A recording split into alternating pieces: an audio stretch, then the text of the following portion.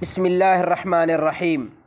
میرے محترم سامعین، آج جو میں آپ کی خدمت میں شرعی مسئلہ ذکر کروں گا وہ یہ ہے کہ اگر کوئی شخص قربانی کا جانور ذبح کرتے وقت یا کوئی بھی جانور ذبح کرتے وقت بسم اللہ اللہ اکبر کہنا بھول جائے اور وہ جانور کو ذبح کر دے تو کیا اس جانور کا گوشت حلال ہے اور اس گوشت کو کھانا جائز ہے؟ میرے محترم سامعین، اس مسئلہ کے جواب سے پہلے آپ حضرات کی خدمت میں انتہائی ادب سے گزارش ہے کہ آپ میرے اسلامی چینل ذوقی اسلام کو ضرور سبسکرائب فرما لیجئے تاکہ آپ حضرات تک مستند دینی مسائل پہنچتے رہیں۔ جزاکم اللہ خیرا واحسن الجزاء۔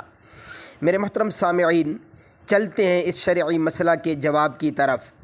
اگر کوئی شخص جانور ذبح کرتے وقت بسم اللہ اللہ اکبر کہنا بھول جائے اور جانور کو ذبح کر دے تو اس جانور کا گوشت حلال ہے، گوشت کا کھانا جائز ہے، کیونکہ ذبح کرنے والا مسلمان ہونے کی بنا پر فرض کر لیا جائے گا کہ اس نے اللہ تعالیٰ کے سوا کسی اور کے نام پر ذبح نہیں کیا۔